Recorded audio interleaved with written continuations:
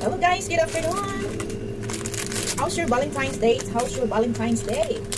Meron na kayong mga dates? Ayan for today's video guys. Nagugutom na ako kaya magluto tayo ng noodles. Ayan. This is my favorite noodles. Magluto tayo eggs. Magmukbang tayo ng noodles guys.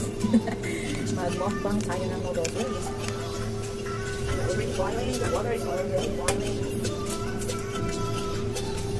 Gusto ko sa noodles, sa egg. Luto mo na yung gusto ko sa itlog, pag ilagay sa noodles is luto na yung itlog. Medyo ano na yung itlog. Naluto na kunti. Bago ilagay ang noodles.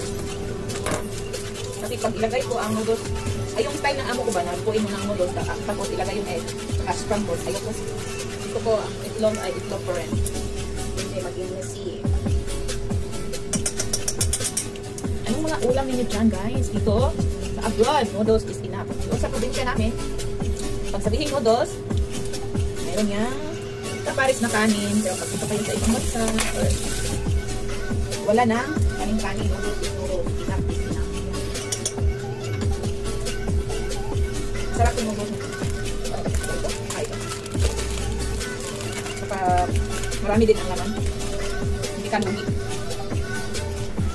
So ayan, medyo ano na yung itlog. Naluto na. Half cook. Naluto na siya half cook.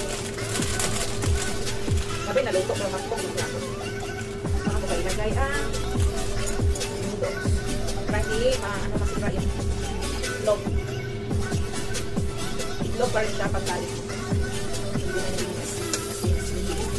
And then gusto ko sa noodles na of course seaweed. Mas masarap ang noodles pag may seaweed.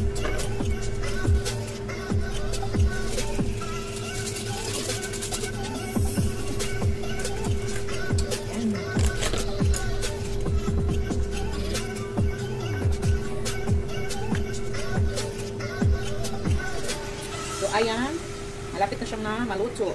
Yung sinasabi ko sa inyo, itlog is itlog pa rin. Ayan, yung itlog ko. Hindi siya na nasira. So ang gusto ko sa itlog, pag ilagay sa noodles, wow,